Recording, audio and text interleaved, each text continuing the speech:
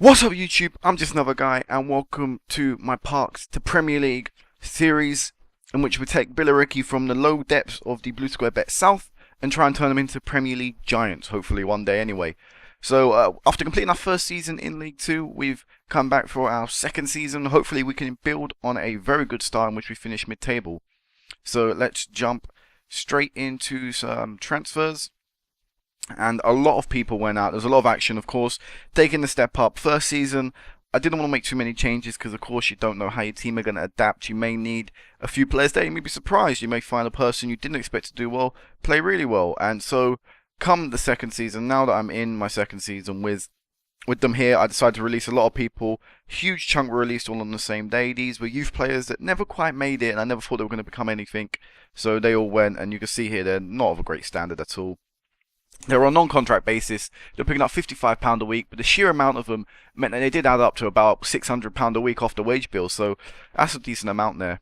A couple of key standout sellings, because I won't go through them all, was Matthew Parson. He went 10k to Linfield.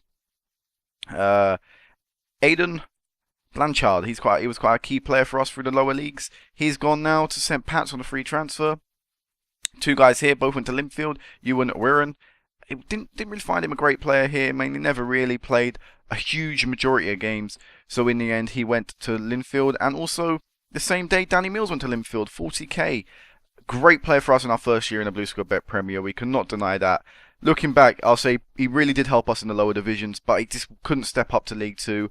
Better players now. A different class compared to Danny Mills. So off he went. And 40k and 30k there. So 70k just off them two alone is a really good way to make money because, well, they're not too great of players. So thank God Northern Irish League were a bit stupid and I haven't got the best quality of players really. I mean, I would have sold them for a lot cheaper than that, but oh well. And then the last key outgoing that I would say is Marco Ranieri. Sold him for 16k. It was 16k. I don't want to be chatting shit. No, it was 16k. Marco Ranieri left us. So that may be a shock to some people, but I'll go through the ins and I'll show you. I'll tell you my decision behind this, but he's been a rock in our back five. By back five, I mean the four defenders and the goalkeeper.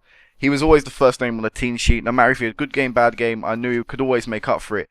And that's, was it 5-6 years? As his sixth season now, and I decided to let him go. He only missed, was it 1 game, 2 games there, 1 game there, 1 game there, 2 games there, 3 games there. He's not missed many games for his 6 years, for his 5-year spell there. And this season, I just felt, you know what? I think he's reached his peak. I don't think he's going to go any further than League 2. That's a shame, really, because when I signed him, they said, oh, he's League 1 ability, he's League 1 potential, he's going to become something great. And in all honesty, looking back, you can see from his average ratings here, I never felt when a one-on-one came to him that he was going to save it. I always thought, oh, it's probably going to go in. I think with the keeper we have now, I have a keeper that when it's one-on-one, I say, oh, he's got a chance of saving it. With Marco Ranieri, I never had that. So alright, it's the outgoing. It shows our development as a club because Marco Ranieri is a fantastic player, and if we're letting him go, we're definitely changing. We're definitely moving the club forward to the next level. So that's probably the biggest outgoing so far in our overall career. But let's go to the more interesting side, the ins. All them guys gone out, free loans, things like that. Alex Stephenson, young right mid. Right attacking mid, really, I should say, actually, because he is going to play right attacking mid. He isn't too bad of a player. I mean, he's got a few standout stats: pace, acceleration, work rate, aggression, bravery, dribbling, yeah, all right, crossing. But I really do lack a bit of something on the right side. I didn't feel Danny Mills was going to be able to do it. Alex Stephenson was all right. He's done it. He did well up to this point, but we have a new signing, Anya, which I'll go into later, to take his spot. So up to January, he was our first choice right attacking mid. Tommy Lomas come in, he's replaced us. First choice left back as well now.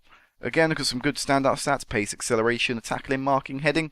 What you kind of want in a right back. These attacking stats aren't too great, but that's stuff that can develop in time, considering the fact he's only 21. So I think here we've got a good player, hopefully, for the future as well, if his potential can turn out the way it is. Drew Hopkinson, he's gone now, left attacking mid. No, he's gone now, sorry, my bad, I'm completely just blind out there, but he has actually gone out on loan. But I've signed him, he's got some good potential in him, so hopefully he can develop next year. Who knows, he may become, oh god, sorry about that, I just leant on my keyboard. But yeah, hopefully next year he can become a backup left attacking mid. I keep on saying everything wrong. Backup left attacking mid. He's not got some bad stats on him either. Michael Doherty come in, centre mid. He's a great signing for the club, really good catch. Not paying any of his wages either, so I think the centre mid is our best part of our team, and really that needs to be. If you want to dominate matches, if you want to go into games and take hold of possession, control games, you're going to need 3 good centre mids in our tactic anyway. And we have that with Joe Curtis, Atkinson, and Doherty now, so great loan signing there, I believe. Aiden Basley. Again, come in at a centre mid, not too bad again on loan. He's my utility player in the centre mid. He's someone that always be on the bench. I'll always come on. If tiredness or something kicks in, I don't mind throwing him in there. So he's not a bad player for this level either. So that's a decent loan, not paying his wages either. Bastion, I want to say Honorary. I'm not sure how to say his name. When I see him, I just call him Bastion anyway. Not bad defensive mid. However, I signed him as the right attacking mid. I know it's probably his stats doesn't say standout right attacking mid, but we lack backup there. We lacked ability there. So he's come in. He's only got a year's deal. I'll probably let him go at the end of the season because he's not too great of a player. I've not got too great of a reply either. But he's not playing a lot either. Again, backup, nothing really. But these 4 signings here are probably the biggest signings, I feel. It shows that we've stepped up now from that non-league mediocre side to a team that have at least got a bit of a reputation now. We signed Boza Myhill, of course, Premier League experienced West Brom player there with a face pack. Not bad player. He's come in. He's the reason why Marco Ranieri left. I felt he's going to come in. He's going to get a new contract at the end of the season because I've got some clause. After 15 games, he'll get a year's extension, so we'll clearly get that. Anyway, I believe he will anyway. I hope he will. And he's a great player, 3-star ability, leading League 2 player. He is better than Marco Ranieri. I didn't see the point of having 3 keepers if I'm only going to have 1 on the bench and 1 playing, and Marco Ranieri was always going to moan if he was on the bench or not. So it's better that we have Cable on the bench because young keepers don't complain. It's a fact, pretty much. They're just happy to be there. And yeah, I think he's got something good to bring to the side, and despite his age, he should be able to perform adequately enough at this level. Best signing so far, I think, for Billericay as a whole is Anya. He's got great stats. His report says he's a championship player. I mean, the pace, he's a pace abuser. On FIFA, he'd be everyone's #1 winger. He says his favourite position is left attacking mid, but he will be playing right attacking mid. Ex-QPR, Shamrock Rovers, Granada, Watford. I mean, he's got a lot of history behind him as well. So, despite age of 30, I still think he will dominate this league. Well, hopefully, I think he'll dominate this league. Andres Piera, ex-Man United trainee.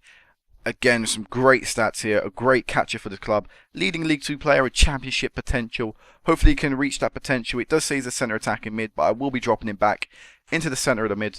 Into the centre mid, more advanced role.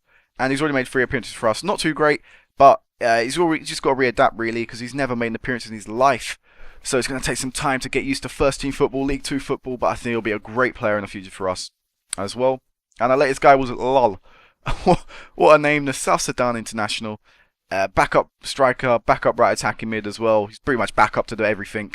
Don't expect him to play too much, but when he does, I think he'll do us a job. So those are players in and out. I forgot to show you one thing that I was thinking about then. Oh, Houlihan, as I like to call him, because I don't like his surname. He went out on loan. Really was a mistake signing him for that much money. He had a good season last year, but I felt that he wasn't good enough for this level. I felt it probably best if we go out, we bring someone else in. And he's gone out on loan, so I really want to try and recuperate as much money as I can from him, because he's not a good player whatsoever. And Coke as well actually went out. He's quite a key player. Didn't extend his contract, but I feel players we have now are better than what he's got. And we've signed Michael O'Doherty and the Norwich guy Basley as well, so they're better than Coke, I feel anyway. So that's my personal preference. So those are some of the transfers. Let's go into the league table and show you where we are right now. So yep, we're not on there.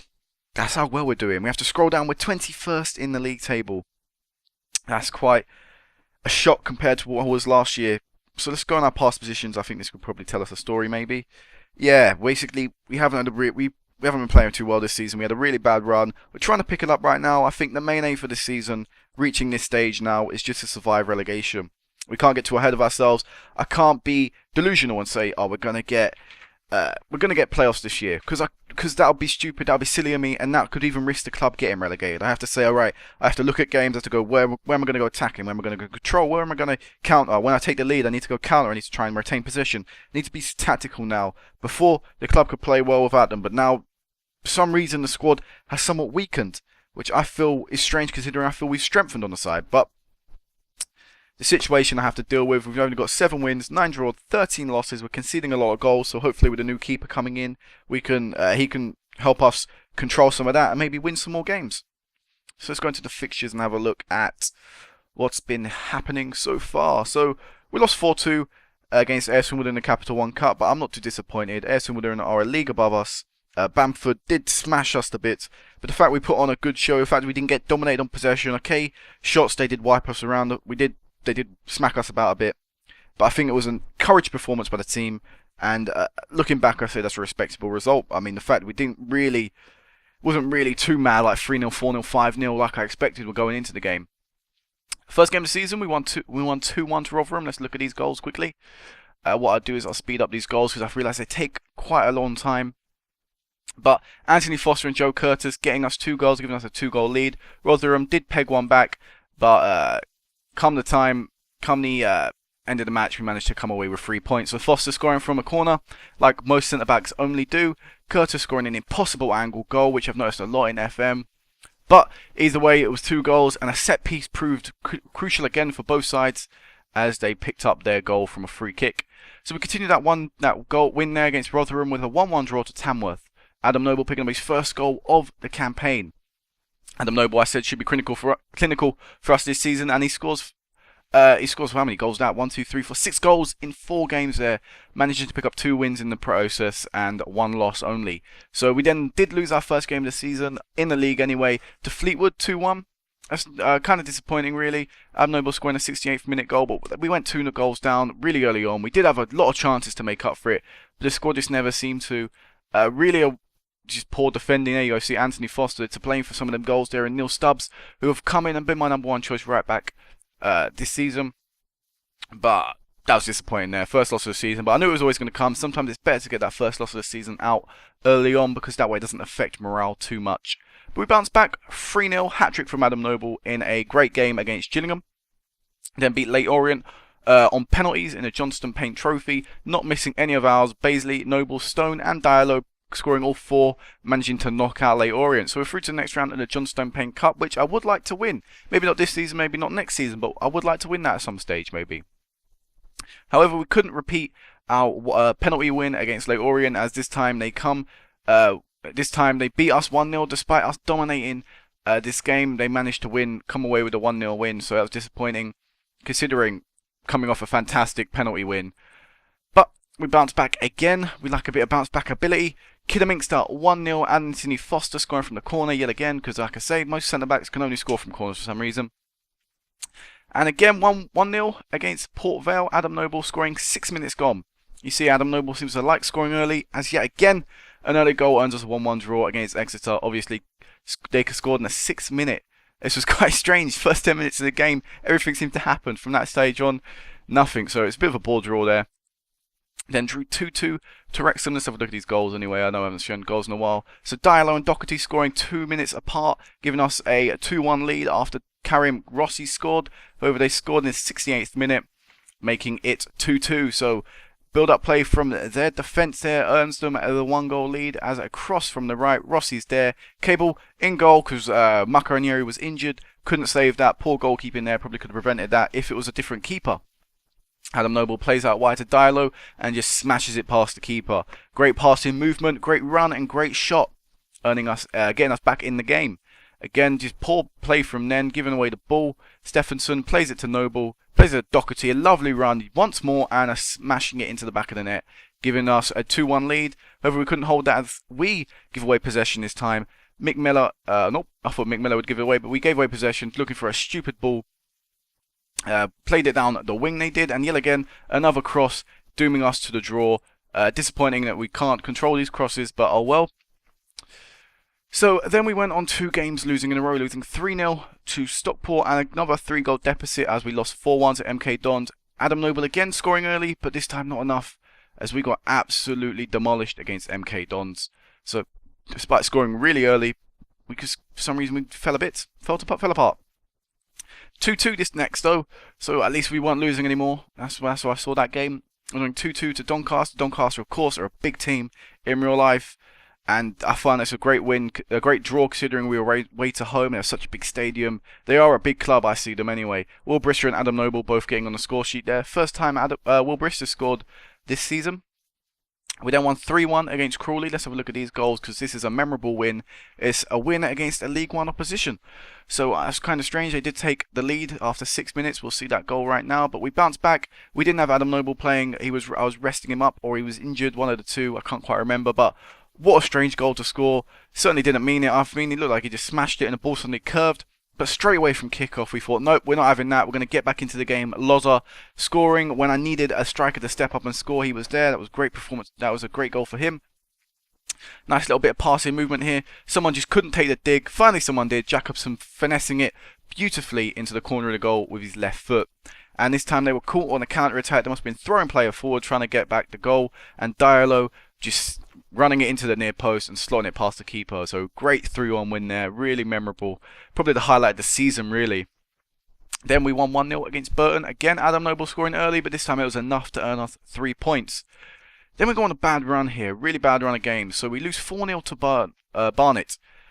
Really just disappointing there. Then we get a surprise 3-0 win to Portsmouth. Loza, Mella and Diallo scoring goals for us. And I think Portsmouth actually have someone like Jamie O'Hara.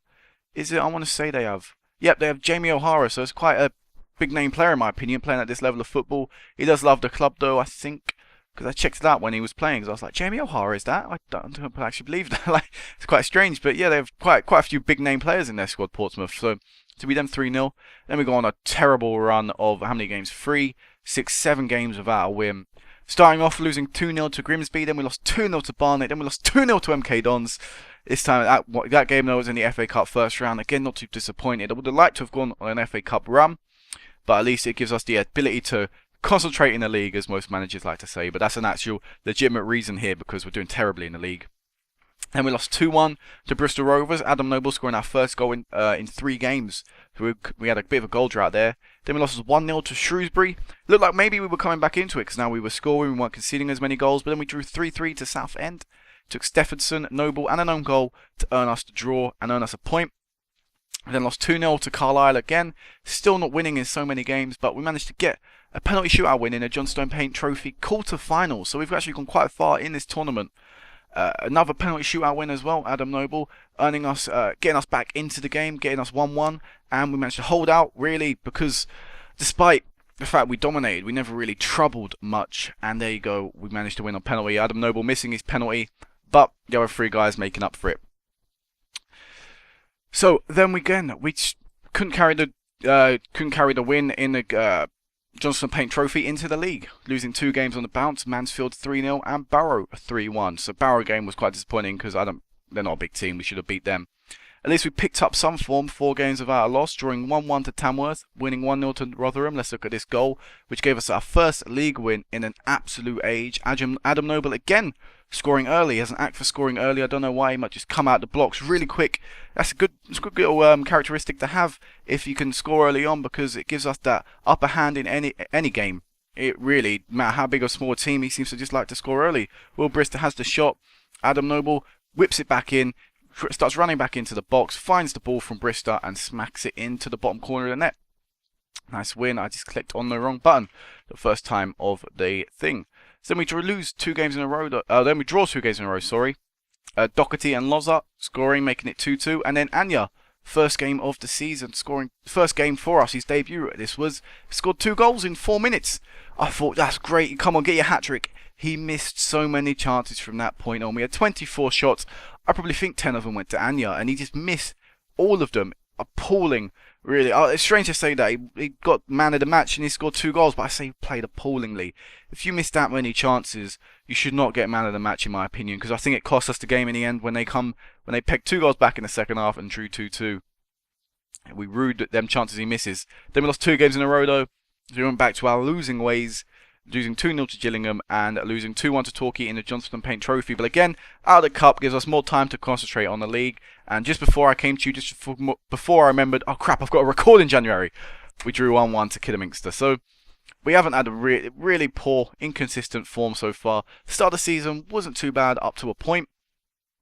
It's not a bad little start to the season, but then it just all fell to pieces. We really need to pick it up in the second half of the season. The hope that we can stay up That's the target this season. We've got to stay up. Adam Noble's playing well though, as always. The tactic we're using is still a 4-3-3. However, we've dropped a man now into defensive midfield because I feel with Basley, Atkinson, and Doherty, who all play defensive mid. I know it doesn't say Doherty there, but I've dropped him back there before. That we can now afford to go into this, but maybe I need to change tactic. I'm not too sure. I think I'll stick with this still. We are playing attacking football, so hopefully it will pay off. Now we've got a few more players in there like Anya and Mahil. So only time will tell really. Let's look at some stats, team stats.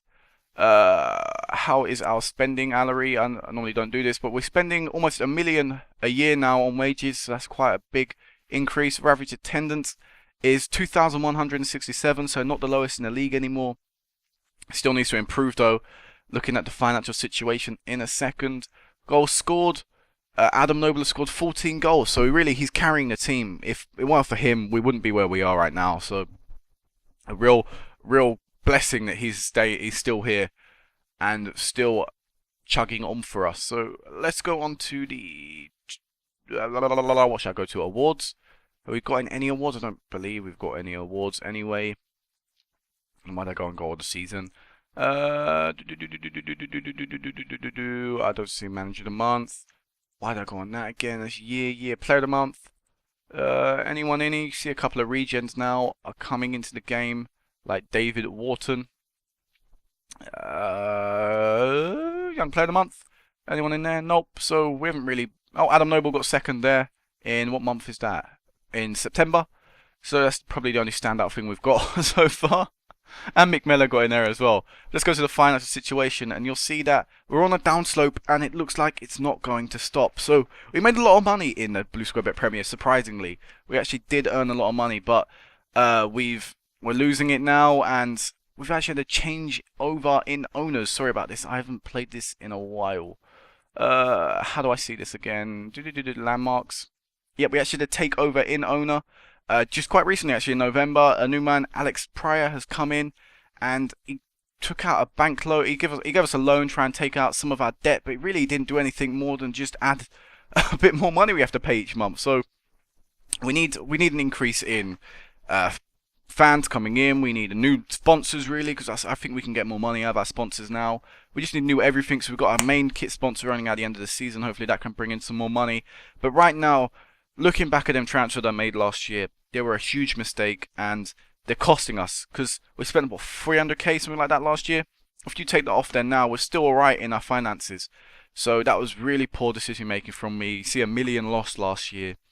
I could have prevented that with 190,000 transfer spent over here. If I take that off, you see we're just in debt then. It wouldn't have been so bad. So definitely financially we're crippled right now. It does say we're insecure here. But we have to look to the plus side. If we can stay up, next year is any possibility. Even in a financial situation, if we can keep our key players, we will be alright. So until the end of the season, well, hopefully I can say we're still a League 2 club. Until then, peace out.